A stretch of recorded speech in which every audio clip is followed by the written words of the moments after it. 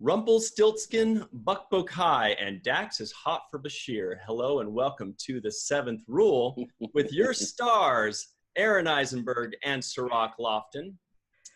I feel like there needs to be fanfare behind that right after. Yeah. Well, we did the wave. We're also going to talk about character development, a very interesting poll that Aron found. Before we get into any of that, very quickly, Aron, would you like to say a few words about our friend, Mr. J.J. Lendl? I would love to say something about our good friend J.J. Lendl, who did the artwork for our show, as you can see behind Ryan right now. It's not that large, you know. It's actually a smaller sized image, but he made this great artwork for our show that you'll see on our various social media sites. We have some posters and T-shirts available as well on our Teespring site. And here I've got a little postcard I could share right there. It's really great. As someone hinted at, it's very RKO-ish, you know, with the antenna, and what a great job he did with the number 7th in our title. And Cirroc, I mean, that literally looks like Cirroc. I mean, it's just, and there's Ryan hiding in the back. And you know what's funny about that is, like, Ryan, you're always doing that though. You're always doing that. I'm like creeping in the back, man. Creeping in the back. And well, he watched Zoolander a lot, and he loves the character. What did he do? Blue Steel. Blue Steel. And J.J. Lendl has a lot of amazing artwork on his website. He did this really great shot of Little Green Men, the DS9 episode. You can find him at www.jjlendl.com, and that's Lendl. So www.jjlendl.com. Piggybacking on that very quickly, we also have an online store which has all the goodies you may want, and it features J.J. Lendl's art like this. It's got, I didn't mean to like come up your nostrils right there. Yeah, it was a two-fister. Easy. It's a family show. Yeah, we've got art, all kinds of art from J.J. Lendl on there. We've got mugs, we have shirts, we've got socks even, hoodies are coming, tank tops are coming. If you want, you know, send us a message with your request. You want our face on a basketball, on a kitten, whatever you want, we can do it. Wow, whatever it is. You want our face on no kittens will be harmed. Anyway, we could have underwear with each of us on one cheek, the other on the other cheek. I mean, we can go crazy with this. And I have them on right now, but I won't show. That's just for the patrons. So our, by the way, the website is at teespring.com/the seventh rule, or just go to teespring.com. That's TEESPRING.com, and you can just search for the seventh rule. We're also going to put it in our description box. Lots of cool stuff, and it's cool stuff. The show. Let's get into it, shall we? Let's jump right into it. So the poll that I saw, yes. I think I saw it on one of the Facebook pages. I think it was I don't know if it wasn't the unofficial Star Trek one, but I don't think it was the official one either. But it had 4 photos. It had a photo of Anthony Montgomery's character Travis, Will Wheaton's character Wesley Crusher, myself as Nog, and Garrett Wong as Ensign Kim. And it asked which character had the best story development, story arc, you know, growth as a character. The majority of people said Nog, and some had others. Some had actually chosen some of the others. And I found it really interesting thinking about it, because what really constitutes great story arc? And I feel unbiasedly, Nog definitely had the most growth, because you see this young hooligan, this illiterate hooligan that's befriended by the amazing Jake Sisko, the wonderful angel of Jake Sisko. And give it up for Jake Sisko. Yes, give it up for Jake Sisko. Okay.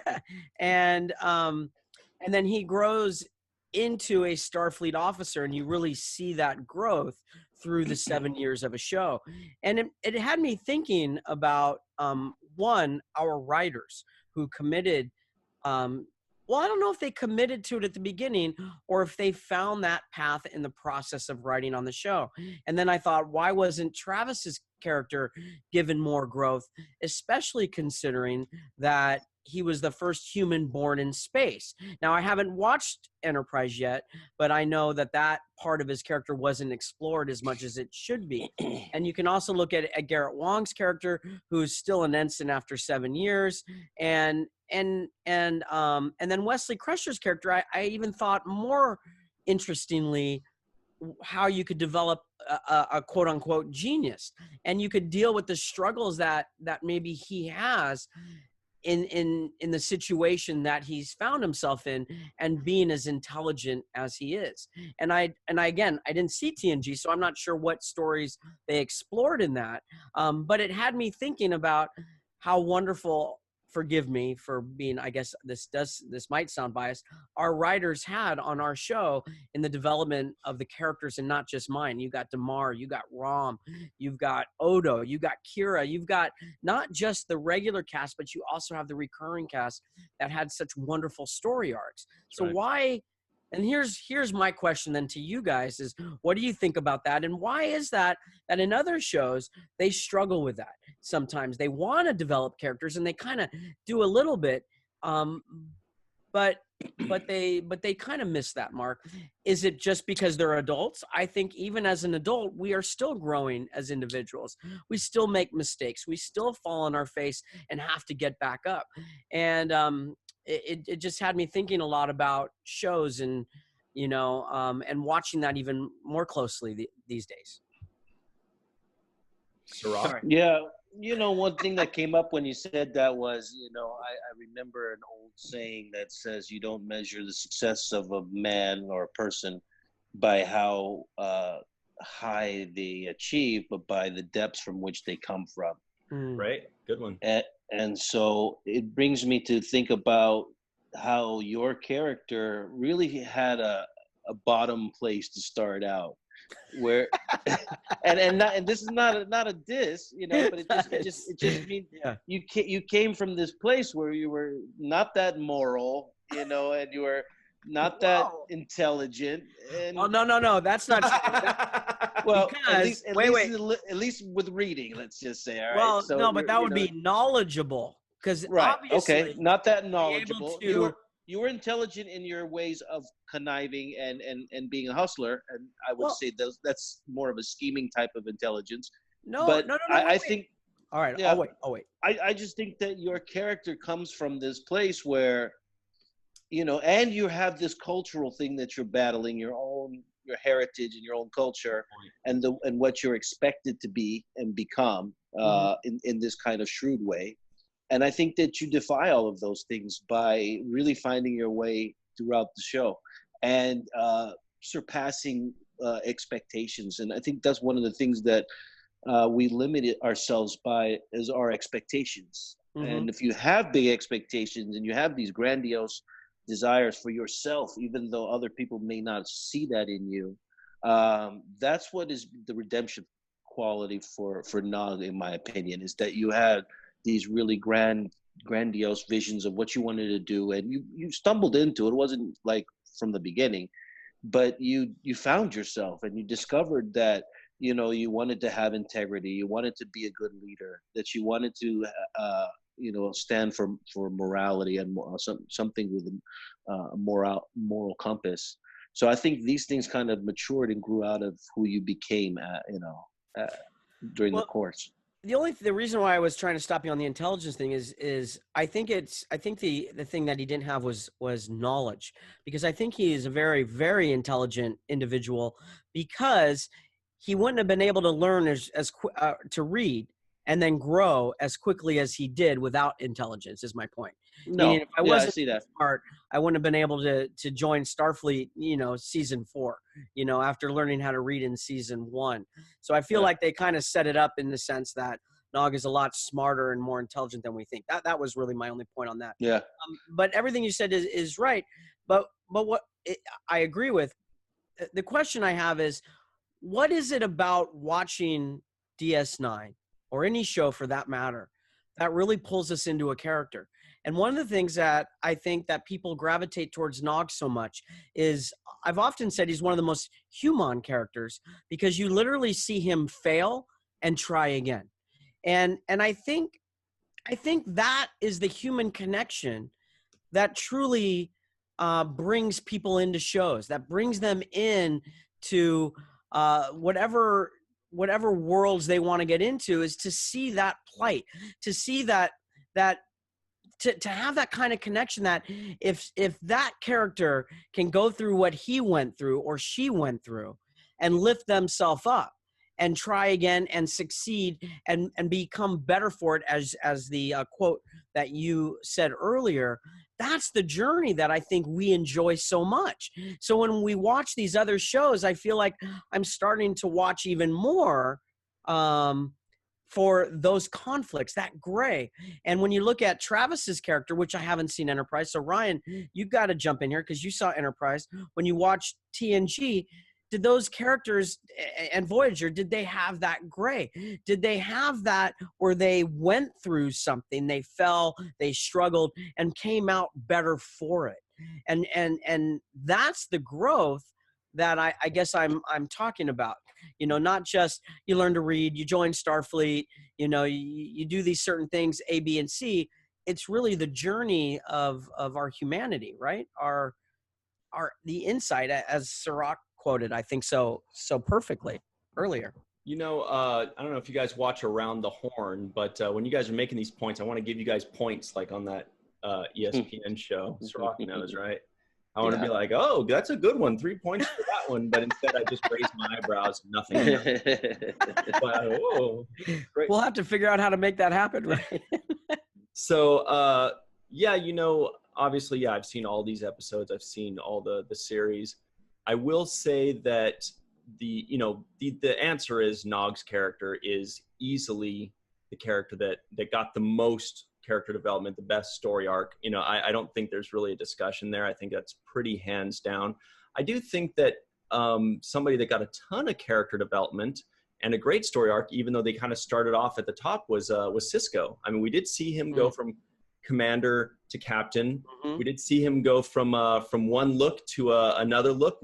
He went from being a guy who lost his wife to practically a god to certain people. You know, so he had a huge story arc. But with regard to these other guys, the one I was most disappointed in was Travis, was Anthony Montgomery's character.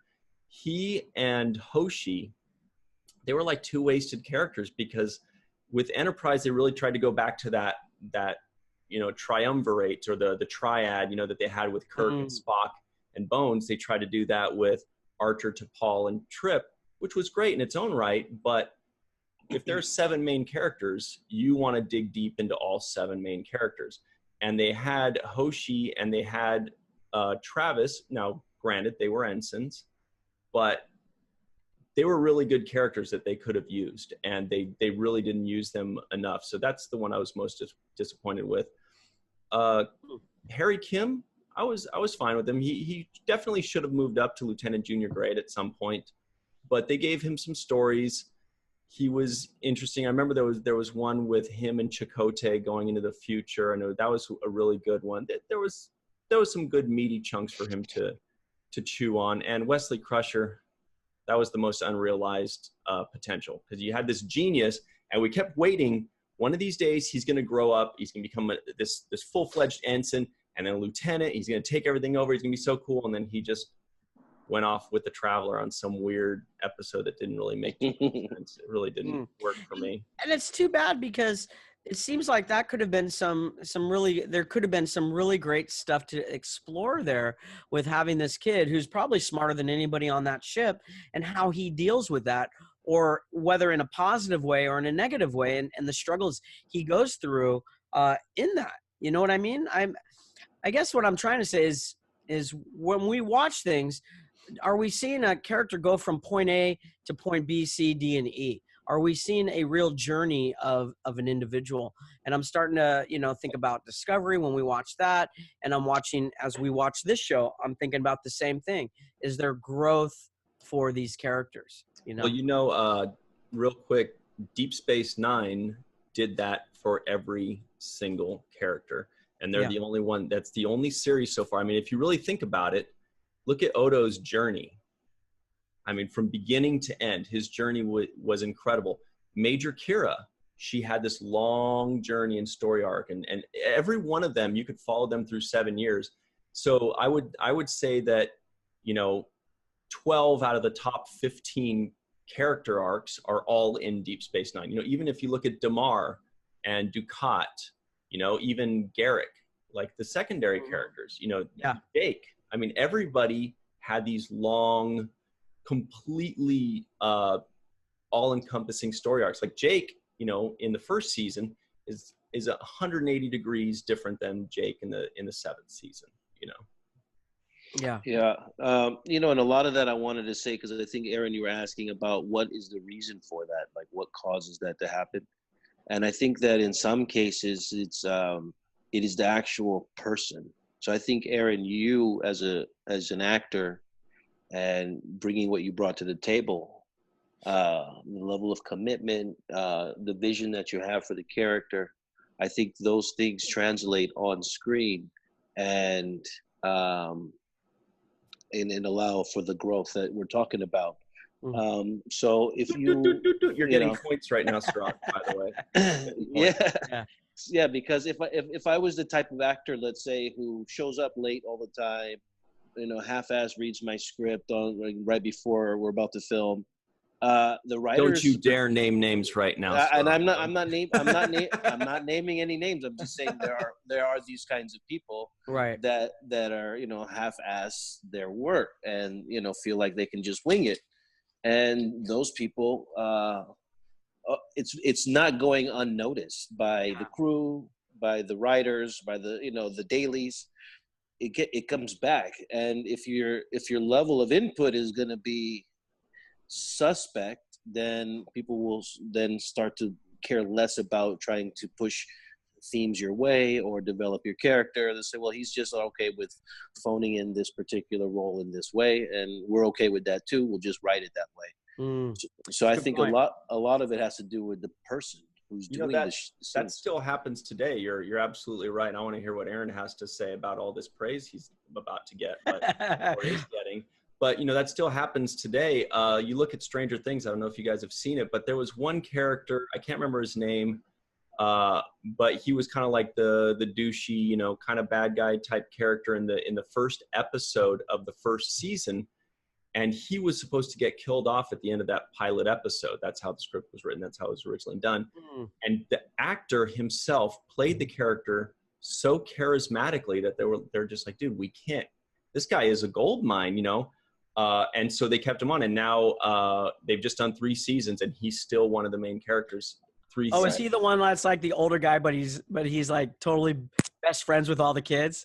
Yeah, but he was like the boyfriend who lost the girl to the other guy, right? To the photographer. Yeah. Mm-hmm. So he started off kind of like as the bad guy, douchey guy, but they're like, this guy's just too damn likable. Yeah, we got to keep him. So Aaron, you were like that likable douche at the beginning. Yeah, unbelievable, illiterate, likable. Yeah. Well, and to add to that point too, I went to school with an actor named Jaleel White, who was Urkel. Yeah. Oh. Urkel. Yeah. And he was originally supposed to be a guest star on Family Matters, and because he was so charismatic, took over the show, stole the scenes. When they did the closing curtain call at the end of the live studio taping, the audience gave him, you know, several standing ovations when it was his turn to get his appreciation. Yeah, and it became like the Urkel show later on. Yeah, and then it became like you couldn't remember the show without him on the show. Mm-hmm. And the executives, the network people were there. They were in the audience that day. They felt the energy of the room. They understood that the people loved his performance and loved his character, and subsequently wrote him back over and over again until he became the star of the show. So, you know, the opportunity is there if you're really hungry, if you're really enthusiastic about the work you're doing, then you will see that level of growth. And I think that's also, you brought up Avery earlier. Mm-hmm. That's also a testament to Avery and his responsibility as the number one on the show, coming prepared and being, you know, enthusiastic about taking his character to a higher and higher level, and mm-hmm. being that more thought-provoking and self-conscious and conscientious. So I think a lot of that is just who we are as people, and that really reflects in the work that we do. That's right. Well, Aaron, I want to ask you a question directly, Aaron, and then I'm sure you can. Directly. Be direct. When you hear that kind of stuff, does it bring you back to an actor that you saw that you said, you know what, I want to do this because that actor's doing that? or was it just like you were just excited to be there, you just worked your hardest? I mean, what was the inspiration behind being that type of actor? Well, you know, it's funny. You don't think of yourself as that type of an actor per se, right? Like I didn't have a work ethic because I thought if I work hard, they're going to write me some great stories. I never thought that. I literally thought, this is my only episode. I better do the best job I can because I don't want to screw it up, because I don't want them to not want me to come back. Or if that is my only episode, then at least I have a good body of work to say I gave everything I had. I didn't want to look back and go, I really dropped the ball. I really screwed up. I didn't give everything I had. I wasn't prepared. I didn't want to look back and think that I screwed anything up because I didn't know where it was going to go. I would always tell the story that I always thought Rick Berman had a script that sent me out of the airlock if I didn't keep my work up to snuff. That's why I drove Cirroc crazy, always asking, you know, does his voice sound about right? Because I wanted that consistency from episode to episode. And it's funny, when we go back and watch it, I'm a little critical going, ooh, I think I was a little off there. I think that's a little strange. And even in watching Progress and Storyteller, I'm watching myself hunched over all the time. You know, I'm like this, like a kind of like a little rat. And I'm thinking to myself, going back, why did I do that? And I thought, oh yeah, because I watched The Last Outpost, and I thought they were all kind of like hunched over like this with a whip. And I thought, oh, I guess that's what Ferengi are. And that's literally what I based everything off of. And nobody ever told me differently. So I just kept doing what I thought was the right thing to do. And then I was thinking about that, how later, once I joined Starfleet, I start standing up straight. Yeah. Right. And I only did that because I thought, well, now I'm in the military, I'm more official, you know, I got to be respectful, and it's funny how you see that progression, but I never thought of it as progressing. In a sense, it's kind of like as we grow up in life, we don't think about, well, when I'm 18, I do this, and when I'm 22, I'm going to do this. You just start reacting to life around you based on the decisions you make and the stimuli you receive, right? And that's essentially what I did on the show.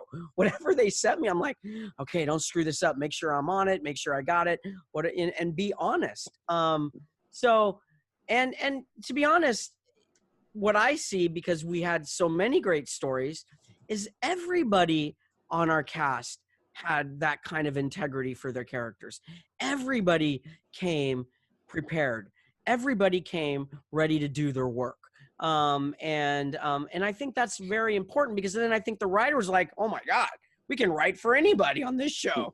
We can literally write for every character that we've hired to be an actor and character on this show, because they're all stepping up to the plate and hitting a home run. They're all caring about the work they're doing. And it is a symbiotic relationship, because as much as you said, Cirroc, actors put this into it, sometimes you could give everything you have into an episode. We have many recurring guest stars. Guest stars, not recurring, that come to the plate, hit a home run. Look at Toss. Scott McDonald did a great job, but they don't necessarily have they don't necessarily keep coming back. Right. But he did a great job, and I'll always remembered that way. So. All right, guys. Well, I think we've done a lot of good here today, and we're going to take a quick break. And when we come back, we're going to talk about If Wishes Were Horses, directed by Robert Legato, and talk about Rumpelstiltskin, I guess. We'll be right back on The Seventh Rule. Hello, everybody, and welcome back to The Seventh Rule with your stars of The Seventh Rule, Cirroc Lofton and Aron Eisenberg. My name is Ryan T. Husk. And we're going to talk about If Wishes Were Horses, Season 1 episode, directed by Robert Legato. Cirroc, what did you think? Well, it wasn't my favorite episode. Why not?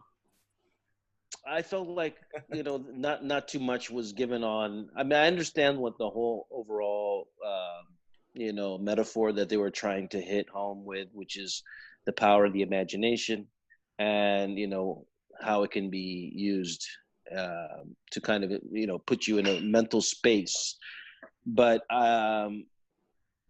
it was a little bit too much for me with the Rumpelstiltskin and everything else, the Buckbuckeye. A little bit too much. I would have liked to get to know more about this alien species that was traveling the world and assuming these different imaginary characters. I would have liked to know more about what their intents were, what they intended to learn from people. And maybe use it a little bit more. Just having a bunch of emus running around the station wasn't the funnest thing for me. I did enjoy the Quark a lot in this episode. I felt like he really delivered his end of the bargain as far as, the girls that he dreamt up and the situation at his bar.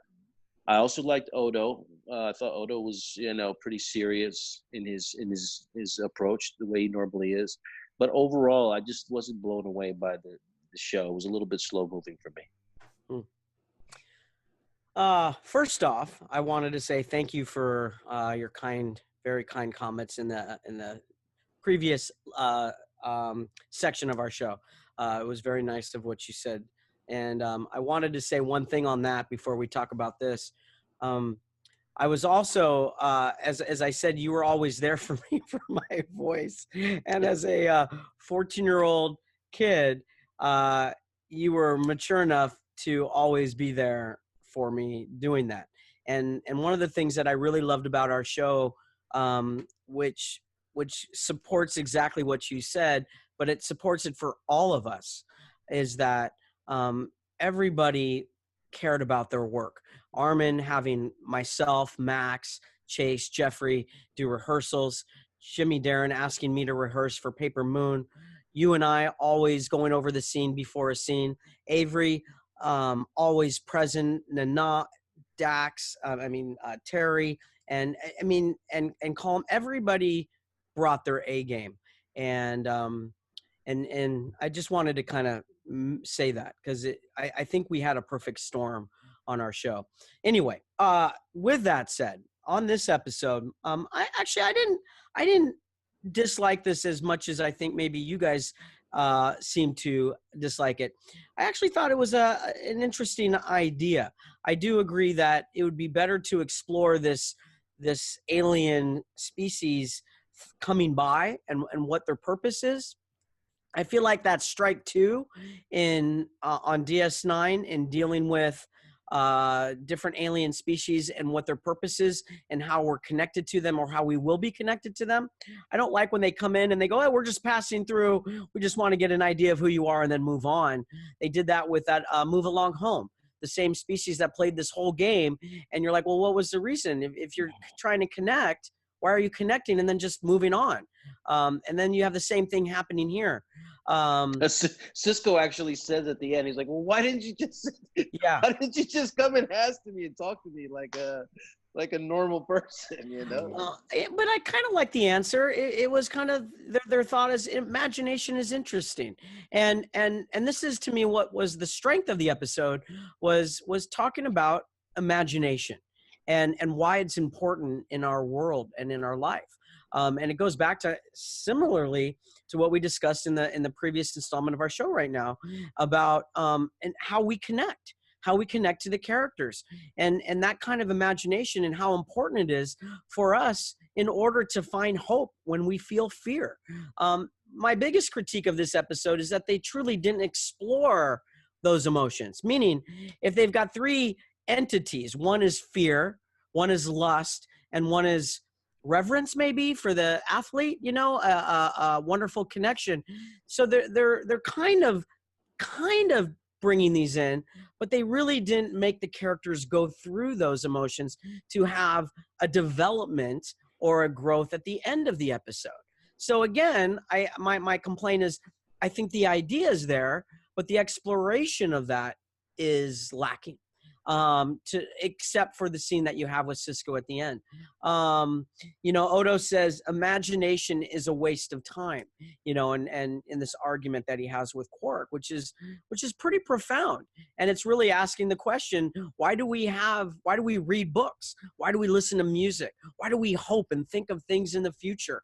Why do we connect to a baseball player? Why do we tell our children scary stories at night? Why do we, have fantasies about another, but it's supposed to be inside our brain and not be let out? And that causes social problems, as you see with Bashir and Dax. So they're exploring these little ideas, but I didn't think we really got to a true growth within that. I didn't actually dislike this episode, but I can acknowledge that I would think if you talk to the writers, they would say it's not their finest work. It felt incomplete. It felt like it wasn't fully, sometimes an episode is just like this perfect story wrapped in a bow, perfectly tied, everything's clean. This one, is kind of felt like a little haphazard, a little herky-jerky, but instead what I enjoyed were some of the moments. And I think the reason they thought this episode would be a good idea is because of the character moments, because it was cute to see Odo's imagination go for like 10 seconds and see Quark behind bars. It was, I actually really enjoyed the baseball talk. It felt a little tiny bit contrived, but I enjoyed it. It's just cool to, think about London having a baseball team, 100 or 200 years from now. That kind of stuff was really cool. And the banter between Sisko and Buckeye was great.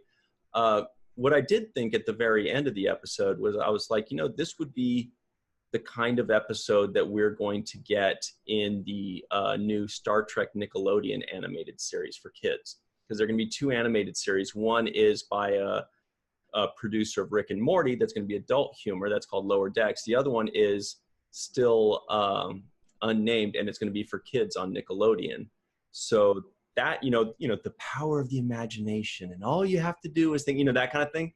That's a kid's story, and that's the kind of episodes we're probably going to see in that series. So, I was like, if that's the kind of stuff that, people's kids are going to be watching, I think it's great.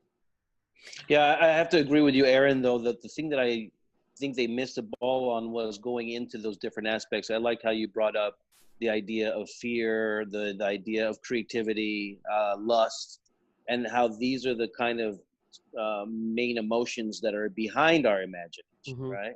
And I felt like they could have gone into those things a lot better, and I thought you really hit the nail on the head with that. But there were moments that I did like, though. I have to say, Ryan and Aaron, there were a few moments that I liked.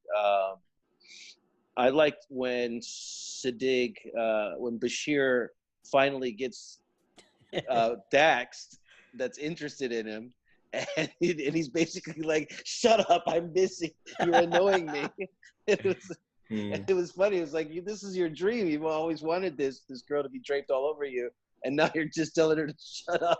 I got some more important things to do. So I thought that was kind of funny. And there were little exchanges in between that, even where Dax got jealous of the alternative Jax, which I thought was kind of good moments cute. there. Yeah, it was a good moment. Yeah. Yeah, a little character development there as well. I felt, though, that the danger that they had, I think it was a little obvious that, it was their imagination that was kind of creating everything. And again, I feel the weakness was, well, what was the end game of the alien species? If it was to learn something, what was it that they really learned through that they probably already knew before? Because they come in talking about, well, we think your imagination is so interesting. Well, then what is this game you're playing here? And then they had the meeting where the 3 imaginative alien species or whatever. Yeah, they're all conspiring. They're all like, well, we're gonna make this work. And I'm like, should we keep going or not?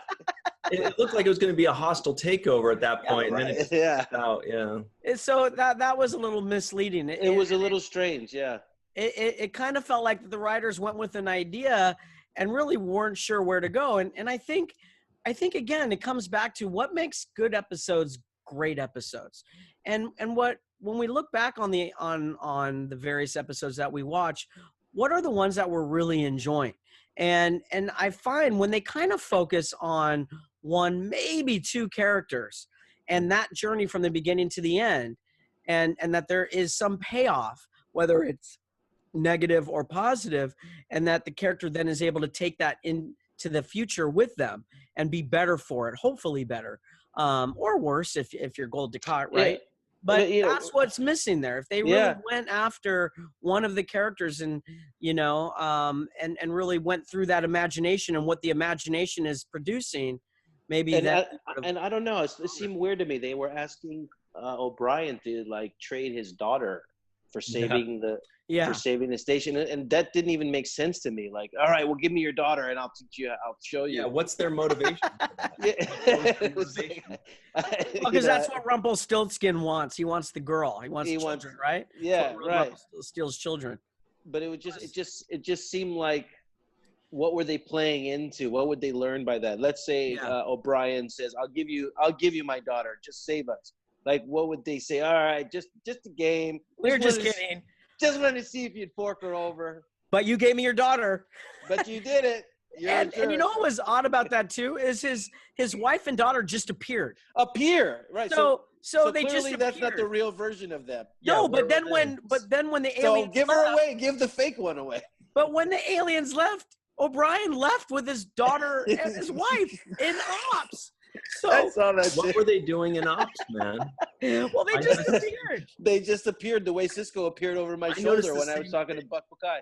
Like suddenly she was just like Miles, and we're like, where did you come from? What's she doing up here? And she was holding Molly. Yeah. Like all this chaos is happening, but she's holding Molly like she, you know. I would actually, I thought they missed it. I was looking when I first saw the story. I thought that the Hollow Suite was malfunctioning somehow. Yeah. And that people's experience, and that whatever they were going in there to experience was actually coming out looking for them now. And that to me would have been a better play on what I saw visually on screen, because then you would have known that Bashir secretly goes into the Hollow Suite to program a Dax that he likes more. Right? That's exactly why I thought that. I was like, Bashir's about to get busted. Yeah, he's about to get busted for his little secret rendezvous in the House Suite. That's what I thought was going to be. And then he goes, "This isn't mine. This is Jake's program." It's not my program. It's not my program. That's so funny. Now, there was one point that I was starting to think, were they going to start to get into a negative thought of an imagination, which was in Kira when she saw the fire and then saw somebody burning. That was her imagination in that moment. Was that her imagination from the past, from war, or was it her imagination in the moment of the chaos? Yeah, and that's where it wasn't clear for me. I didn't understand, because she later went on and they didn't explore that the fiery thing that she was seeing. Yeah. So it's and then then wouldn't Sisko imagine his wife that died, Jennifer? Yeah. And bring her back in so he can have a moment with her. I mean, they left out other people's imaginations too as well. So or Sisko would imagine, he would say, "Hey Jake, where's Nog?" And Jake was like, "Who?" And he would say, No, he's in jail with Quark. Yeah, so it just didn't have like a cohesiveness together where like we would see two of the same person popping up, where there were two Kikos, there were two Daxes, there were two Siskos, and two Quarks. I guess the Quark that was in jail and the one that really wasn't. So in that way, then it causes me not to really feel empathy for the character if it's not the real person. If it's just this kind of other copy of the person in jail or in a situation. Right. So they left a lot of things kind of, I understand what they were trying to do with it, which is, bring up this idea of the imagination and how powerful a tool it is. And I think, if I'm not mistaken, it was Albert Einstein that said that imagination is more important than knowledge. Good. And, going back to your knowledge part, Nog, your character, and you said, well, I think he had a lot of, he wasn't knowledgeable, right? Right. Yeah. So Wasn't educated. He wasn't uneducated. educated. Yeah, but he had knowledge, right? Or no, I feel he had intelligence, like he had the capacity to learn. But he needed somebody like you, like our friendship, to help him realize his potential.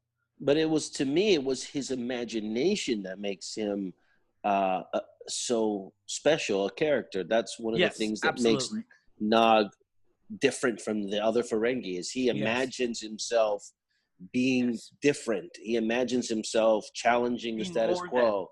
More than he imagines him outside of whatever stereotypical box that has been drawn for him, and that he's supposed to fill the shoes off. And that's exactly what I was getting at as what brings us in to the shows that we enjoy is our imagination. Those, going on Nog's journey and seeing what he sees and believing in that and seeing that journey. And I feel like they could have touched upon that in this episode. I feel like the perhaps the writers had something, but they didn't know really what to do with it, with the idea that they had. The teleplay that they got from the two writers on this, I think it's a couple. It was Nell and Nell. It sounded like a couple. Where was it? I'm on the Wishes Were Horses. Nell Crawford and William Crawford did the teleplay and from their story along with Michael Piller. And it seems like they had an idea, but they didn't know how to get to really tell the story and the subtext of it, which is exactly what you talking about, the imagination. And yeah. You know what it might have been is that they may have been trying to do a little too much. And if you can imagine, they scrap away the extra stuff and just focus on the three aliens and their storylines. You have Rumpelstiltskin, you have Hot for Bashir Dax, and you have Buck Bokai. You take out the emus, you take out the fireball that ended up being nothing for Kira. It was just like a 30-second thing for nothing. I mean, maybe you could keep the Odo thing because that was funny, but if you just focus on those and their story, then you could have a little bit more development of those alien creatures. You could have more development of the characters that they are affecting. But it seemed like they kind of added more to it, and then the nugget, the core of that story, kind of got lost in trying to add all the extra stuff. I feel the same thing happened in Move Along Home. I think they had something there that they could have done more with. Same with Q-less, and I find myself in the shows that we critique that we seem to like less. There's an idea there that they're not really capitalizing on. But what the challenge though for the writers, and I have to give them the credit on this though, is that they try to take on these themes and they try to take on these really philosophical ideas and concepts.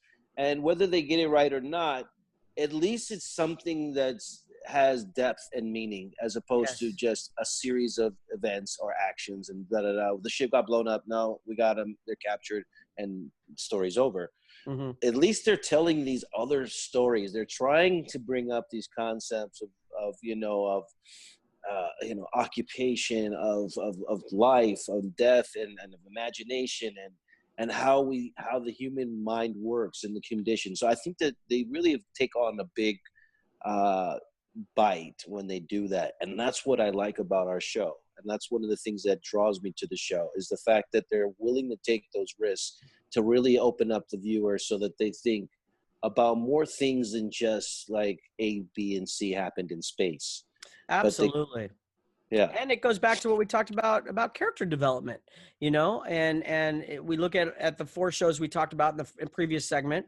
You got Voyager, TNG, and Enterprise, and they all seem to have dropped the ball on those characters.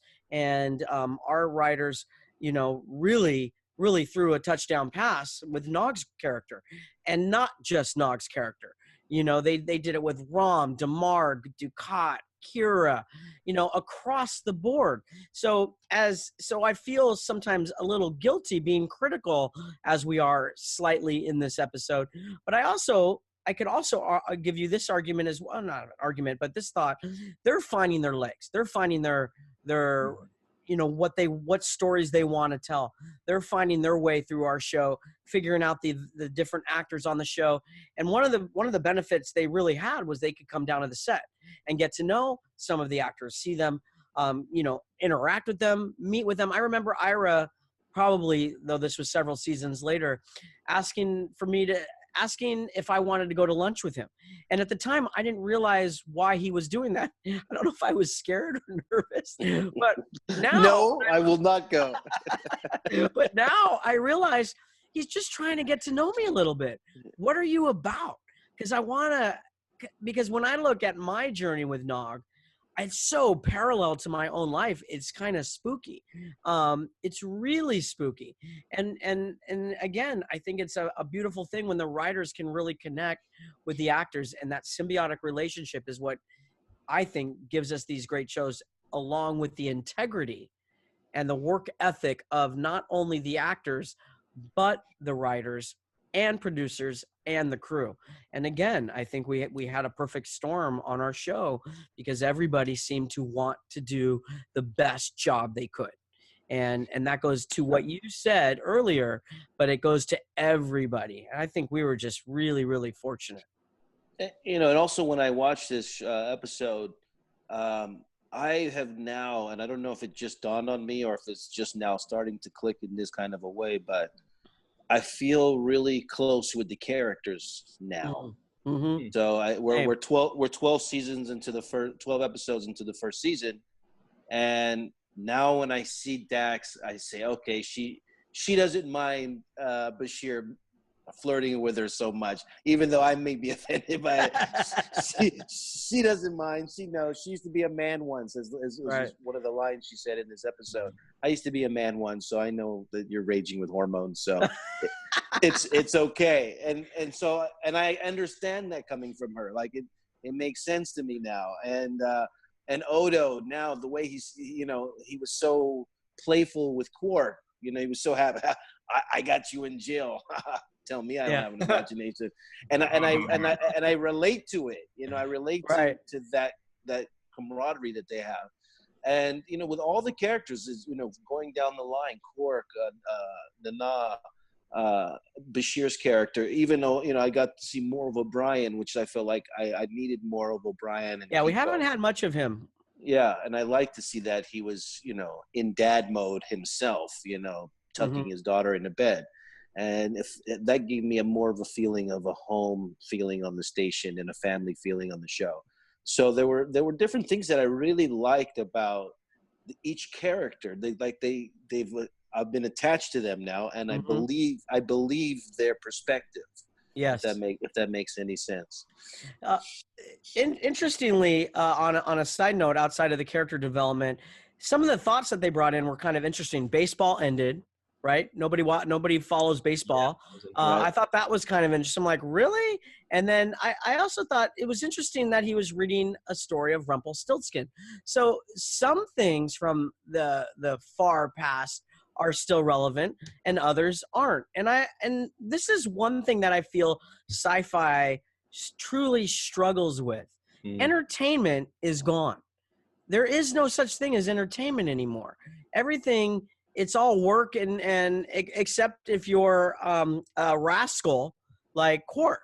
And one of the things he said, which I thought was really entertaining to me, or not entertaining, interesting, family, he says, Quark to Odo, family entertainment is the future. Is the future. And I'm like, has Netflix ended? Are we no longer making movies? There are no more bands? There's no more music. There's no more art.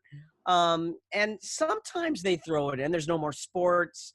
And I know it's a struggle with that. I could see that in a writing sense, that how do you incorporate entertainment within entertainment?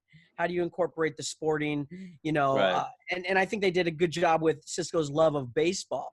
But I was kind of surprised when he said there were only 300 people in the last game, or in the stands. And I have to say something before we close out, because I know we don't have too much time. Yeah. But there's one thing that stood out to me, and I'd like to be challenged if it's not correct. Ooh. But when Buck Buckeye, at the last scene before he disappears in Sisko's office, he has a baseball in his hand, which he throws to Sisko. And when he disappears, the baseball stays. That means Now, he took the baseball out of out of his imagination, right? or he took it out of his room, the ready room, the baseball he already had. Well, no, But he's really an alien. Is that the first of the baseball? That's my question. But I think he's an alien who disguised himself as Buck Bakai. Well, Based on Sisko's imagination. But still, nonetheless, my question is this the first baseball that we see in Sisko's hand that becomes the baseball on his desk? Couldn't you replicate? You got to be right, because have we seen the baseball yet? I don't think so. I don't think so. So that's an imaginary baseball taken from Buck Bakai for this new Disney special to always remember your imagination. That's what I'm saying. That's what I'm saying. I believe that baseball on his desk is this baseball at that. So that means we can also surmise that the Molly and Keiko that he had for the next 6 seasons were all imaginary Mollys and Keikos. Because remember, I mean, we're not done by any stretch of the imagination talking about the fact that Keiko in Ops just appeared. And we all three had the same reaction. We're like, what the? It wasn't like there wasn't an establishing shot that shows her. Suddenly, she was just like, Miles, what are you doing? And we're like, why is so now for the next 6 seasons, he's dating his, woman from his imagination. So really, they kidnapped Molly and Keiko in this episode and replaced them with a hologram. Yeah, and they're doing whatever, playing tricks on other people with them, I guess. So I just wanted to make a note that I believe, I'm going to put it out there, that the baseball that sits on his desk is the baseball that was taken from Buck Bakai in this episode. We got to go in just a second here, but those of you listening at home and watching at home, tell us 2 things. Number 1, is that the baseball? Is that the first time we see the baseball, and is that the one that we see for the next 6 episodes? And the other one is Keiko and Ops, right? Where'd she come from? What's the deal? Has Molly ever been in Ops before, a toddler? That's what I want. I mean, we got to find out these answers, and there are some people that know more about this than we do.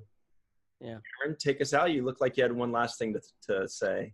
Oh, no. Oh, I did, but I think I lost it. I was just listening. There was something I was going to say. Well, we got 30 seconds anyway. I will. We have 30 seconds? Yeah, saying the free-for-all. Those of you watching on video, stay tuned for the free-for-all. Those of you just listening in, thank you so much for joining us. Thank you for all your support. Check out JJ Lendl. Check out our teespring.com. And always remember the 7th rule. Hey, everybody, and welcome back to the 7th rule. This is the free-for-all with your stars, Aron Eisenberg, Cirroc Lofton, your interns, Kat R. King, and Heather Jordan. My name is Ryan T. Husk. And I think Heather wanted to say something real quick. Go, Heather. She gave us the jazz hands. Yeah, she did. There it is. That's all I wanted to do is jazz hands. Today we're covering the episode of Wishes Were. If horses were, Have you guys seen that, Kat and Heather? It's been a while. The one with Rumpelstiltskin? Okay. Yeah. Heather, have you seen it recently? I watched it earlier today. Okay. I watched it. Then for Heather, the big question is, where does the title come from? Oh, that's a good question. Go ahead. Where does the title come from? It's actually a book. I think it's a book. It is? I don't know. I don't know the answer. Is it okay? Never mind. Well, Heather, how about I actually remember reading a book called If Wishes Were Horses when I was a kid, but I'm pretty sure that's not what it's based on. It could be. It's a nursery rhyme. If wishes were horses, beggars would ride is a proverb and nursery rhyme first recorded about 1628 in a collection of Scottish proverbs. Oh, and Heather's joining us from a pasture out in Scotland too, actually, right now. Oh, wow. The horses are coming. So that's such a profound thing, and it went over everybody's head. Unbelievable. Here's your question. Not me. Kat R. King shows us her awesome 17. My awesome Borg. Okay, this is the latest casualty of cosplay. Sadly. Oh no, it's been. What happened? My makeup got all over it during karaoke because we. Hey, we don't. Hey, Once we have your money, we don't give it back. I'm sorry. Okay. What is that? It won't come off? You get what you pay for. See? No. That stuff won't come off? Wait. What does that mean? You get what you pay for. You trying to say our shirts are cheap? Is that what you're saying? No, she's saying the blood was expensive. $0. She got it for free. Yeah. No, I mean, I haven't actually tried to wash it because I didn't want to wash all the memories away. Oh. Aww. She's so sappy. Oh. That's a special bloody memory. Yeah. Wow. So Heather, here's the question, and then we're going to come back to Kat because we want to see every detail of that shirt. Heather, the question is, with regards to that episode we all just saw and Kat saw at some point in her life. In the distant past. We have two questions. Number one is, how did Keiko just appear in Ops out of nowhere at the end there? Number one. And then number two. Keiko and Molly. Keiko and a toddler. And number two, that baseball that Buck Bokai gave to Sisko, is that the first we see of the baseball? Is that the baseball that Sisko has? And if that's the case, does that mean he imagined it and his imagination gave him the ball, and this whole time it's sitting in his room with that imaginary baseball, and then even Ducat has it, and so Ducat must be imagining it too later on? Go ahead, Heather, your thoughts. Well, we find out later that those are actually alien creatures who have some sort of like power of, the universe, I guess you could say. I think that the universe. I think that, that those, it wasn't just imagination. I think that they were tapped into their subjects' minds. And so they were able to do some sort of movement, like they were able to teleport Keiko and Molly and also produce the ball without it being it's not just imagination. It's some sort of, I don't know, for lack of a better word, it's magic. But, because those creatures were able to get on board without a ship, without, they were some sort of energy, maybe. So yeah, how did they get there? There was no ship that came flying by. And they were able to fool Bashir's readings too, or maybe he was just imagining the readings on his tricorder. Uncorporeal. Maybe they're like sort of like those aliens from the Voyager episode. Mm-hmm. But they never return. They seem pretty powerful if they can literally just grab people and put them wherever they want them, and imagine whatever they want and make it appear and be I like the meeting that they had. I thought it was hilarious. You want to still do this? Yeah, let's do it. Did you bring the cannoli? I'm getting somewhere with mine. Yeah. Yeah. Cigars in the back room. Like, come on, what do we do? Well, maybe they're related to the Q continuum. Is that what it is? The continuum? Yeah, continuum. Yeah. The continuum? Part of the Q continuum.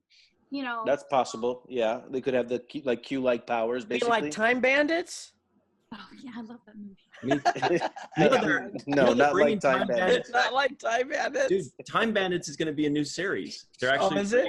They're rebooting it as a series now. How cool is that? That's pretty cool.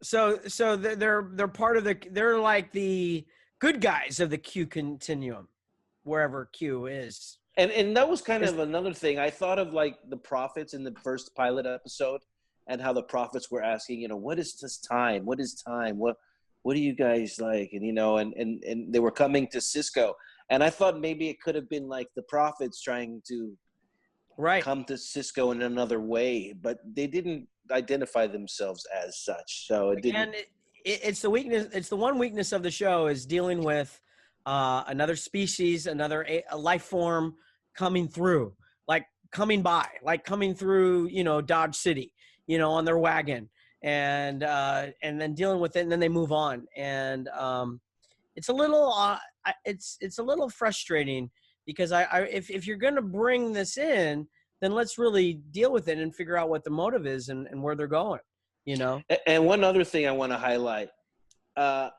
if Quark was left to have anything in his imagination, I doubt it would be two girls. Right?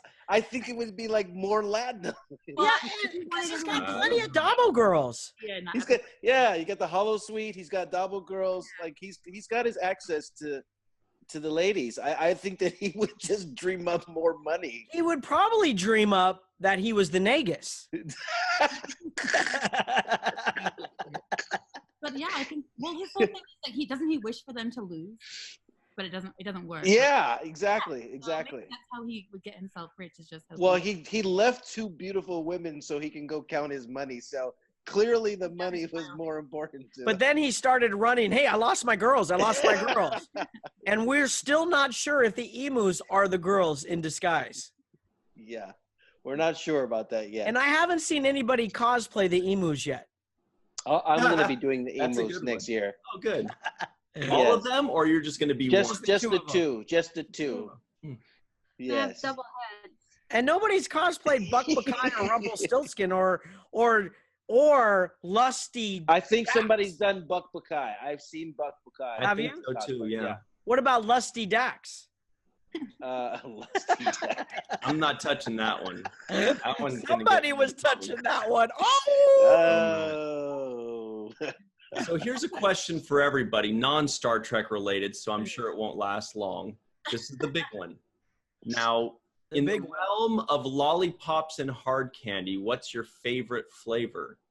Kat? Cherry, anything, just about, as long as it doesn't have that like cough medicine taste to it. I like cherry. I like Cherry, anything. And she didn't even delay. She knew that one. I was prepared today. What about you, Heather? I'd probably go for the watermelon flavors. Close second. I don't know. I don't really like cherry sometimes because it's like that medicine-y cherry. If it tastes like that, I'm not down. Yeah. So I think Right, watermelon's that's usually a safe, flavor to go with. So. So we're talking Jolly Ranchers and like blow pops and things like that. What do you think, Rock? Yeah, I'm going to say watermelon too, even though that's racist. It's okay if you say it, Cirroc. You're allowed to say it. I know. It's we can't self-racist. guess. We can't say, is it watermelon, Cirroc? It is watermelon. Oh, With strawberry up there too. So Okay. strawberry and watermelon. Do they So ever far, make a mix of we're all strawberry talking- watermelon? We're all talking red Only in stuff the so far. nerds pack. Only in the nerds pack. Yeah. What about you, Aaron? Are you I'm going gonna go with green apple. I'm always into the green apple flavors. Very Yeah, for me nice. too. It's sour apple is number 1 and watermelon's a very close second. Those are the 2 big winners right there. Yeah. And now we know. Yeah, I'm glad. I was wondering all day what kind of Jolly Rancher. Wondering for the last 4 minutes as soon as I thought of it. At Vegas, I see Cat run by and I go, Star Trek Jolly now. Rancher. What kind of Jolly Rancher does she eat? Well, I do want to finish up on finding out. What are you saying, Kat? Oh, I was saying the same thing Aaron was doing. That's what I want to finish up on, though. I want to go back to your shirt and tell us about your Borg outfit, because some of us saw it, but some may not It's have. such an eye roll. So here's what the result of the post-Borg cosplay. That's my first time. I kept telling everyone I'm like a cosplay virgin. I don't know if I can say that, but anyway, so it was like the first time I'd actually done a cosplay. Virgin is not a bad word. That is nothing wrong with virgin. Absolutely nothing. But yeah, so I've been doing the convention thing since I was a kid, right? So I've grown up and come to Vegas every year and never did the cosplay because of money and et cetera, et cetera. So this year we decided with our friend Jerry Powell, who is known for doing the huge Borg suit. 3 cheers for Jerry Powell. Good shout out. And he does amazing Borg stuff and Iron Man stuff. So good. I had the pleasure of meeting him on an online, like it was Trek Space back in the day. We had an online social media platform for Trekkies, and we all met through that and chatted every day and for years and years. And then we met for the first time in Vegas. And so I've known him for the last like 10 years now. So every time I come, I'm like a little bit antsy. I'm like, maybe I want to join in on the cosplay scene because it seems to be where everyone is these days. So most of my friends are doing it. So I said, let's do Borg, because I feel like maybe Borg might be the easiest, cheapest. I would have thought Borg would be the easiest, yeah. And Starfleet officer. Yeah. Not a Starfleet officer, Nah. but a Borg, absolutely. Borg, go all the way. So he sent me a link to like A bloody Borg, because it's got to be blood where the connections are, right? and Fresh Borg. Yes, exactly. So Express Borg was our plan for 2 days ahead of time. So we just looked around the house and said, what have we got? And so we pulled apart a bunch of PlayStation controllers and Blasphemy. you name it, vacuum hose. I didn't go with the vacuum hose. I thought that might be a little too much of a giveaway, but I think we did a really good job. So I just had some black leggings and a black t-shirt, a long sleeve shirt, and I just wanted to look like someone who had just been attacked by an onslaught. Assimilated. Recently assimilated. Shirt should have said recently assimilated. Should be like a stamp on your forehead. Recently assimilated. Halfway down. And like we said, my girlfriend did all the makeup. I just added I did the eyes mostly, but she did the blood and the bruising, and she inserted the bruising. Yeah, the bruising. We had like. So how was the response for your first cosplay? It was overwhelmingly positive. I think folks really liked when I went over to the Delta and the Rotunda, and I lied down. Yeah, cool. And I looked like I had. It's always interesting to watch the Borg lie down. You say it was overwhelmingly positive. Let's hear what the negative comments were. Go ahead. No one had the courage to say, "Oh wow, that was really cheap crap cosplay, Kat," because I'm a pretty confident person, so I think it would take a lot of courage for someone to walk up to me and say, kind of kind of lame. And I didn't hate, even post-con hate from like Facebook. So were your hands done too as well? Yeah, we did. We took some of the cables, the cords from the Wii, an old Wii console, and just the ends of them. We pulled them apart. And so I just glued them down with liquid latex over my hands, and then we had a lot of blood, and I shook hands with a lot of people, and I transferred a lot of a lot of nano. So what I'm gathering here is you've used PS4 controllers, you've used Wii cables. There's many game consoles not being used in your Borg / assimilated into a game console. It's like almost transhuman. Did you have like an X in the front? Well, so Kat is taking donations right now. For anybody has Atari or Commodore, things like that, ColecoVision, send them her way. Vectrex? Yeah. Vectrex, I remember that. I've got a Neo Geo. Okay. Neo Geo. There we go. Heather's Mattel like football. I've got a DS, really old one. Nintendo? Yeah. I think anything that has the chips or anything like that in it is good because we just painted them and then stuck them on, and it looked great. So I'll send you this remote control when I'm done with it. All right. So Heather, are you gonna do any cosplay at your next convention? I would like to. I'm kind of thinking about going with like the old school Trek dress. Not particularly any character, but just kind of like a science officer, I guess. Or doing Tilly from Discovery. Okay. She can do a Tilly. She could do a Tilly. Yeah, and then I think you could pull Tilly off. Mm-hmm. The problem with the Tilly is just the Discovery costume is pretty pricey, so I have to get that. It's like over $100. Emu. Just do Discovery or Tilly in her running suit. She's just wearing like black pants and a disco shirt. It's well, actually, I was thinking about doing Tilly from that one episode where they go down to Konos, and they're in like that. She's in that like brothel bar place, but she's kind of all in black, and she's kind of got like a vest, and it's just long sleeves with like it's got thumb holes, and it looks like she's wearing some kind of like leather pants, like leggings. So I was thinking that I could maybe do that, and she's got pretty cool hair in that too. So hang on a second, Kat, you can't just show us that you have a Captain Proton shirt and not feature it. That's a Star Trek Voyager reference for Aron and Cirroc. Okay. Captain Proton in the house. Gave me? Yeah. Thanks for cutting Heather off. Blame on me. Well, the biggest thing for Heather, she'd have to get her hair like kind of curled up, right? Yeah. Well, it's a little curly right now. Is your a hair little bit, Is it wavy like naturally? Yeah, no, I curled it, but it kind of fell out. But I can do if I sleep in my hair with rollers, like I will get the super tight, like, Shirley Temple curls. So, and then you can just kind of frizz them out. So. Frizz them out. Okay. I want to see that on the next free-for-all. Yeah, Aron knows. He's always teasing the next episode. This guy is such a professional. Yeah, that's right. That's what I was doing. That's what he was Oh, doing. yeah, that's what it was. Anyway, I think we got to run here.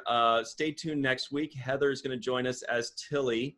With big curls. Kat is going to join us as Kayla Detmer. That's Battlestar Galactica. Sorry. They make this stuff called Soil Love, and they sell it at the 99-cent store, and it takes off almost every stain. Comes in a green bottle. Soil. I did it at the 99-cent store the other day. I will pick it up next time. Yeah, Nice. Soil Love. Use that. It'll take it off. Thanks. Oh, there you go, everybody. Soil love. Soil love. We end Yeah. on soil love. I'm sorry. It's all about that Sounds soil naughty. love, baby. Better than love soil. Thank you for that, Ryan. Always a pleasure. Gotta enjoy pleasant. that love, that leftover love soil. That imagination is always working there. Hard at work. A word of the day. Anyway, so I think I grossed myself out. That was weird. Yeah. So anyway, for Aron Eisenberg, Cirroc Lofton, Russ Hasledge, Kat R. King, Heather Jordan, my name is Ryan T. Husk. Thank you all for joining us, and always remember the 7th rule.